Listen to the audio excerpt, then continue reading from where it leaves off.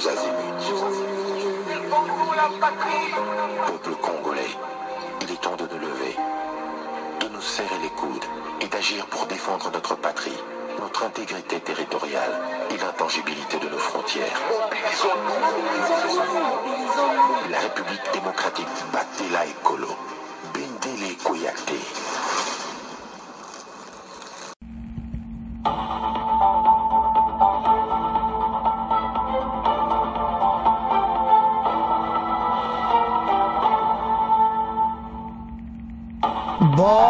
Bonsoir, bonsoir, bonjour, c'est Congo News 24. Bande Konanga, comme toujours avant de commencer notre émission, nous disons merci à Dieu.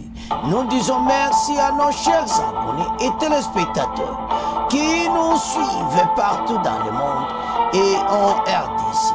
Bande Konanga, soyez les bienvenus.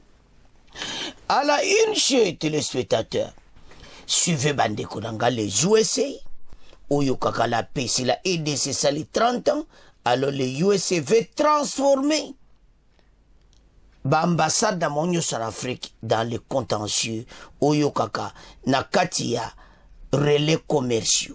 Donc, à l'objet que Geroyo, Bango Basilisi, Yango Salaki 30 ans, donc ma camunio, c'est ça que Borolanda, Tokotanga ensemble, et puis bazo transformer l'ambassade et comment dans le business na bango na Afrique, particulièrement la République démocratique du Congo et pas wapi ba minerai stratégique et tondi.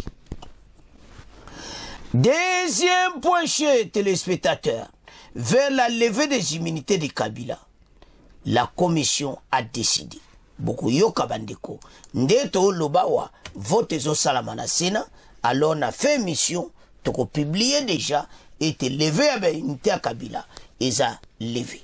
Alors tous à la connecter. Chers téléspectateurs, émission de Bandi et comité autosola ensemble ma solo yamboka. Bandeko toko bande émission na biso vraiment na oyo kaka nouvelle oyo ekoi. Na USA bandeko nangai ba américain ba expliquer pourquoi bango bazok sala maintenant bakor na biso et puis pourquoi parce que ba monete makambo et l'équipe so pendant 30 ans bango ndi batoye kusilisa yango et puis ba expliquer comment makamango ezokende bon comprendre que parce que aza moko pende à département d'état américain aye ko expliquer nyonso ndeni makambo tozoko avancer nango bandiko ba Rwanda ba umela kina mboka na biso ba aventure ndenge na ndenge mais ba ide oyo ba mokonza mboka bayaki ete tosala ba accord na ba américain et kati makambo nyonso donc mutu nyonso aye juste amon penaki o guerre ngosi guerre sili nango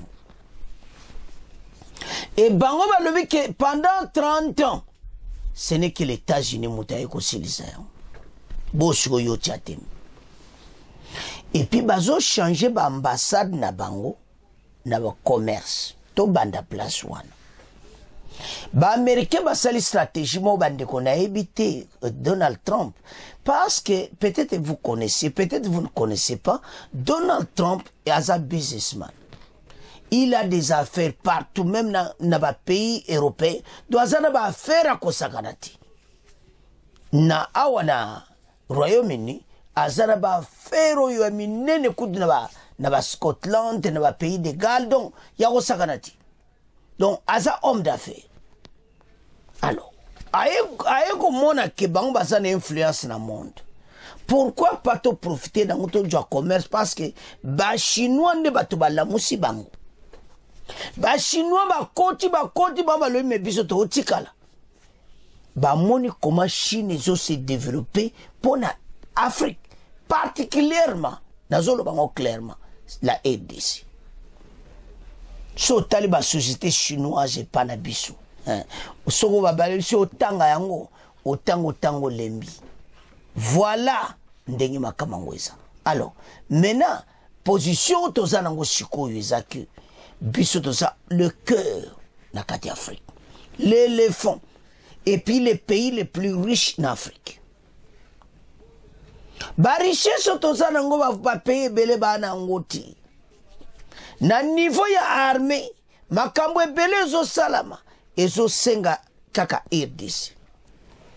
Même ba bombo zo mona, ba biloke belé ba fizi, oyo ba kenas donc ba renseignement ba équipement militaire, ba biloke belé demander kaba mineri.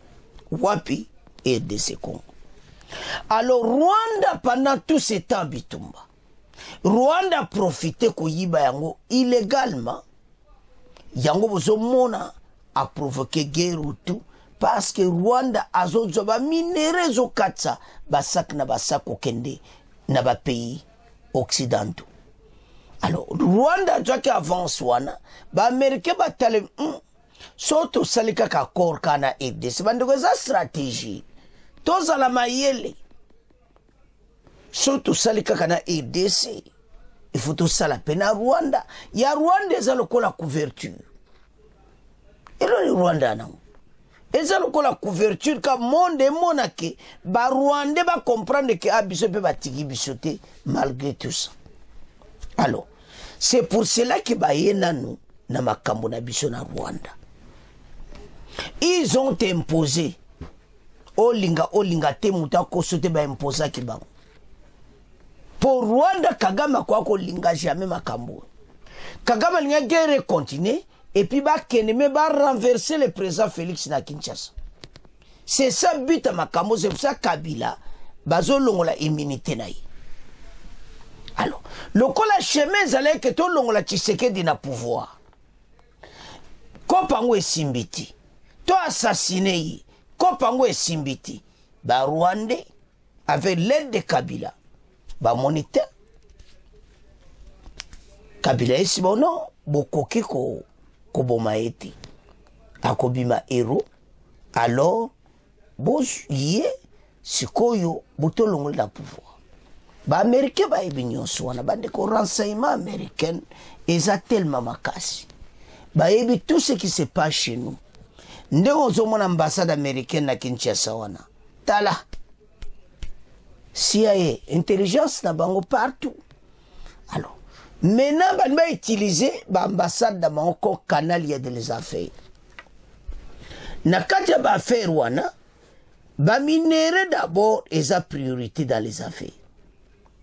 Alors, ba pays nyonso ya Afrique eza na ambassade na bango, ba transformer ngo comment place ya kosala ba affaire business. Biloko bino bwanango ba américain bazui donc ba lingi va avancer parce que bande ko Chine azo koma richesse mokona ibiti l'Afrique bango bazala ki mpe kidiba ba bete vitesse yo Chine azo kende tika biso bito banda ba bandi nanu ba changer bande ko ba ambassade we koma ba lié commercial totanga. Et ça m'a kamokodo bande kwa kosakanati. Suivez. USA, la paix à RDC après 30 ans, USA veut transformer l'Afrique. Bande konangai.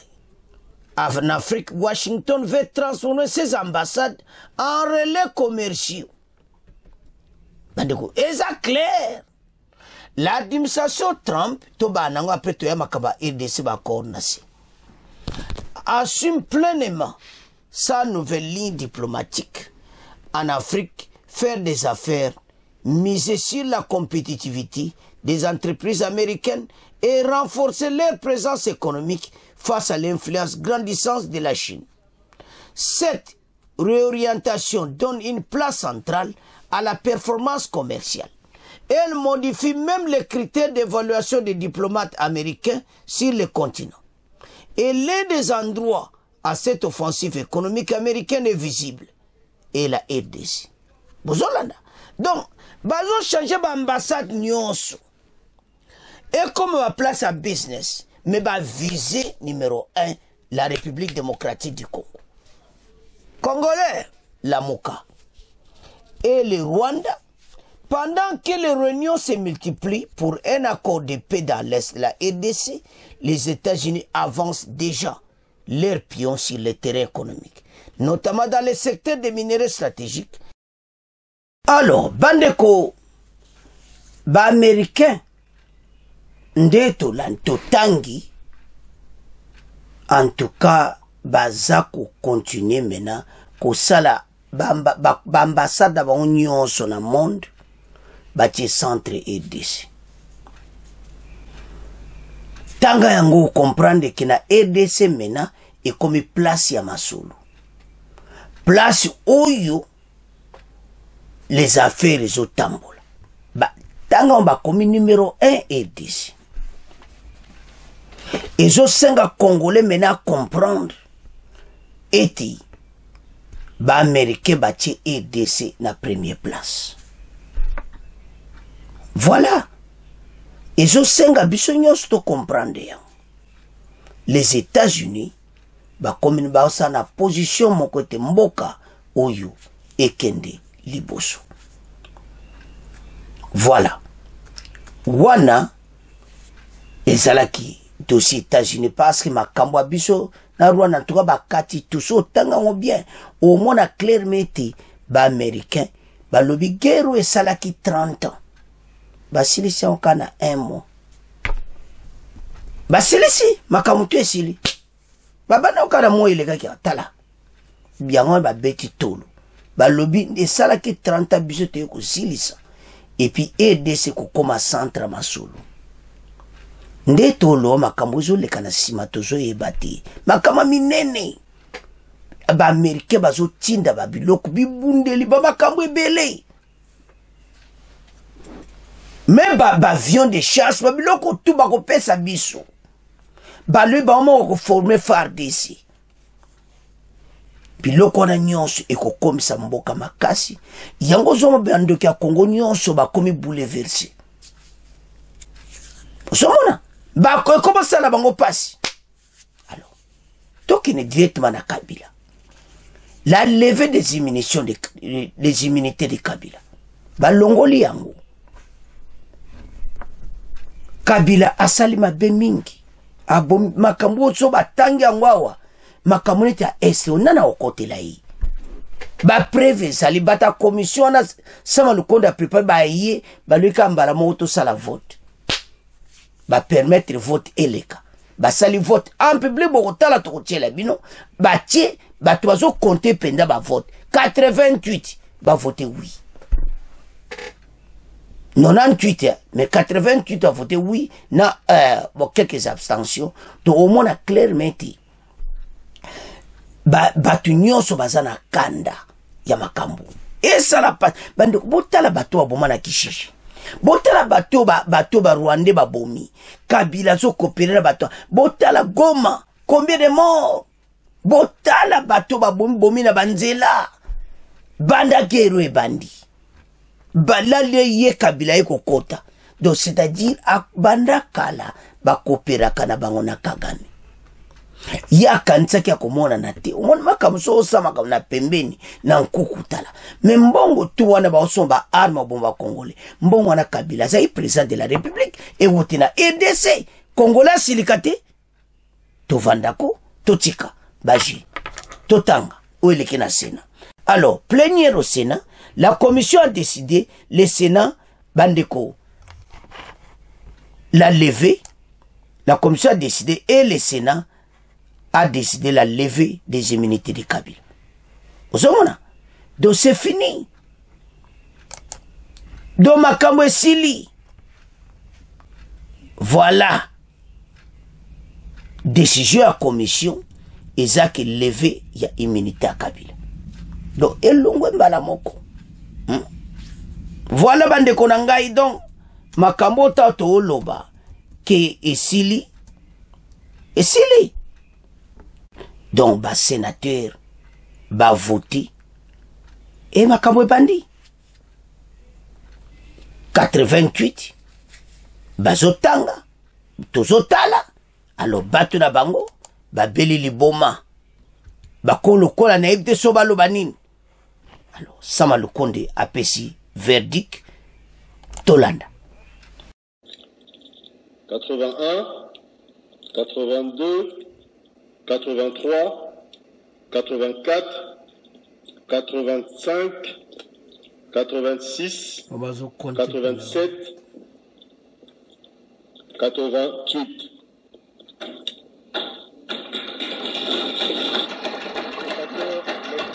Sont quittes pour le sénateur à vie, Joseph Kabila Kabange. Le Sénat vient de se prononcer pour lever ses immunités parlementaires et le mettre à la disposition de la justice. 88 votants sur les 98 députés et sénateurs présents dans la salle. Donc ça appartient à l'histoire pour Joseph Kabila comme sénateur à vie, mais alors il faudrait que la justice prouve que réellement Joseph Kabila est impliqué dans tout ce que la justice a donné et comme grief, parce que jusque-là, il faut se le dire, il jouit encore de la présomption d'innocence.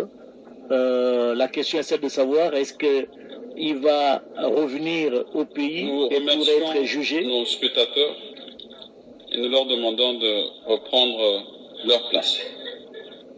Merci pour le travail. La justice, une fois Kabila n'est pas là, va-t-elle continuer à juger Kabila et être condamné peut-être en contumace? Nous allons voir comment les choses vont se passer. Mais ce qui est vrai est que c'en est fini pour Kabila comme sénateur à vie. Il ne va plus siéger dans cet hémicycle, même son... Honorable sénateur et chers collègues, voici le résultat du vote relatif à l'autorisation des poursuites et à la levée des immunités du sénateur à vie. Pour 88 voix. Contre 5 voix. Abstention 0 voix. Bulletin nul 3. En conséquence, le Sénat autorise les poursuites et lève les immunités de M. Joseph Kabila Kabange, sénateur à vie.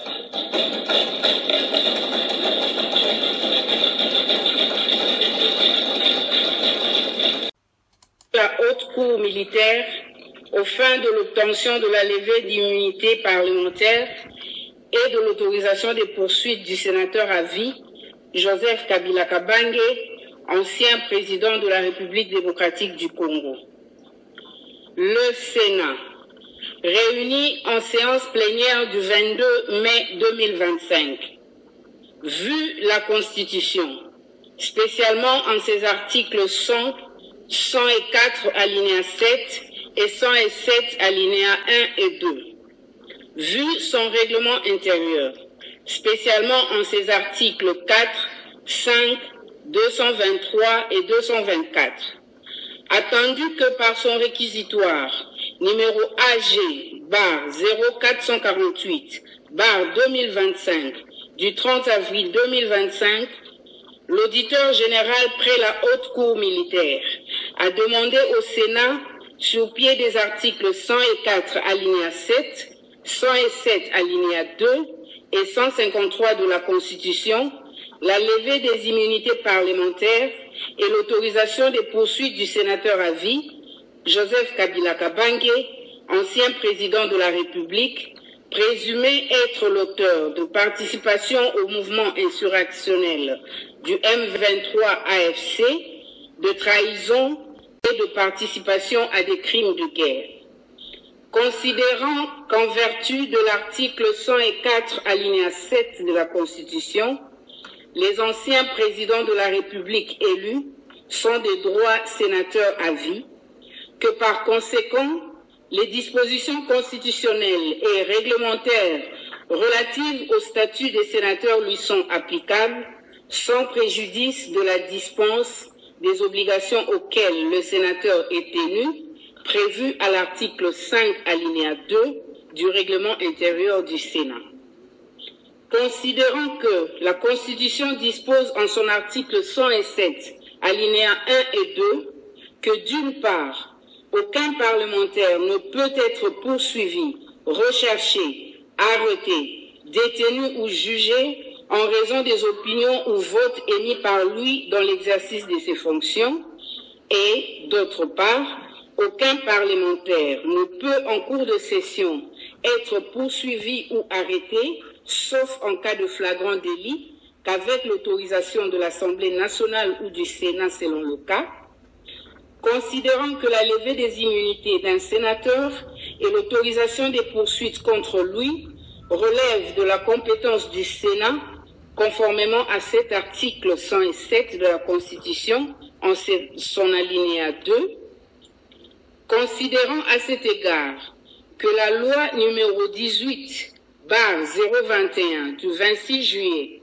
2018 portant statut des anciens présidents de la République élus, qui confère en son article 8 alinéa 1er cette prérogative au Congrès à l'égard de ses bénéficiaires, ne peut prévaloir sur la Constitution dont l'article 119 énumère limitativement les attributions du Congrès d'une part, et seule une loi constitutionnelle peut modifier ou remplacer une disposition de même nature d'autre part, qu'au surplus, aucune disposition du règlement intérieur actuel du Congrès ne mentionne et n'organise la levée des immunités parlementaires ainsi que l'autorisation des poursuites des anciens présidents de la République élus. Considérant qu'en vertu des articles 153 et 156, alinéa 2 de la Constitution, 120b, 162, 169 et 214 de la loi numéro 023/2002 du 18 novembre 2002 portant code judiciaire militaire tel que modifié et complété à ce jour et 77 alinéa 1er. Bana mboka tolandi biso nyonso 88 bavoti sikoyo bato nyonso oyo obaza Kabila oyo asali Congolais nyonso kobosana ngo te botala mboka epe ezalaki botala place bato bakomisi mboka botala ebele bato bakufi na l'est. Mais yozo contredire, ozoloba pe voilà contre Kabila, yoza nani, oza Congolais. Te féliciter, Sénat, basali grand boulot. Bazaki na pression, parce que bata Kabila. Bazako benga, zala ba sénateur muswa baye, baso bengo ko vote te, ko sala boite, mais baye ko décider que non, pour l'intérêt à la nation, il faut Kabila bakangaye. Alors, comment ça va se passer? Maintenant, ba pesi na maboko ya justice militaire, ba ko senga siko ye, aya ko samba, ba kanga ke na prison. Alors, Kabila maintenant, a ko prendre le chemin de l'exil. Mais, na ka oyo, ba ko senga extradition na pays nyonso place a ko kende. Namibie tinda yawa. Zimbabwe tinda yewa. Tozara Sadek. Tinda ya sido kota Sadek. Makaba kusulula. Ramaphosa bozwa yebo zongsa ya kusamba. Il a tué des Congolais. Makamu ya sali. Aucun chef talaba américain. Ba sepel là-bas. Pona mutu amona. Nde zane sil na EDC. Omoni kingankati. Et comme place oyo, et comme baboto nyonso, motambase alobaki. Tango yeba juye suko bakangi, baboto la biloko tout. Ba pala nyonso bakoteka teka yango. Ezalo ya jelen bakoteka. Parce oyo, trahison contre Mboka. Mais c'est fini pour Kabila.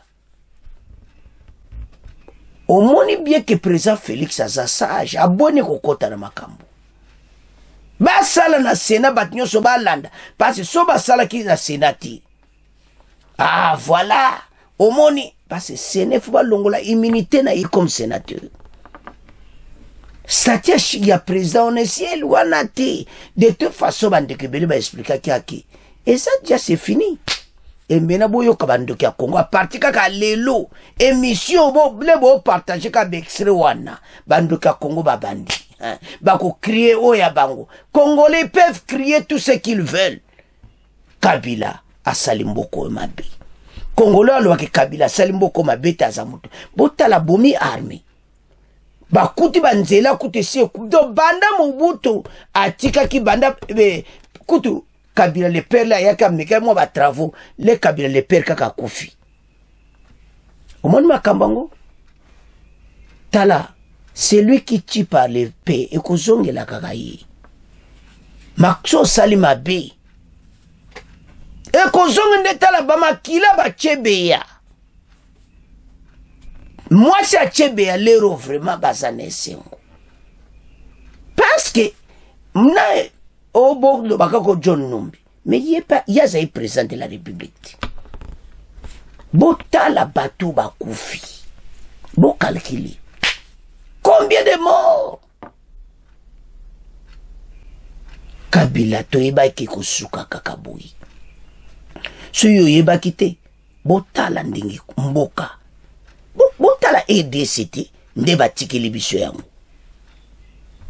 Pendant kaka 4 ans Fachi asala pouvoir abongsa mboko batiki na kati ya gouffre. Donc na tout babebisi nyonso. Bo pona bango za na tina te na barme to bomi tout to bomi banzele zate ba kufa ba Congolais ba wa bazo finga biso ba Congolais ba zoba. To moni pasi. Sous Kabila to souffrir. La levée des immunités Debia Masolo, Kabila, Ozare, et maintenant qu'il va se passer, bah, au PC na maboko ya auditorat militaire, extradition à Yakosamba. Toyebeti, Akuyate, peut-être Mouissa Azaz, mais dans chaque pays, tu as l'extradition. Et maintenant, la RDC est bata, les messieurs Azaki Bouke Messi. Boko mona mboko ndenge makamoko kende. Alors, Banamboka, te comme une fin mission, bon partager en gros. Au revoir, à la prochaine.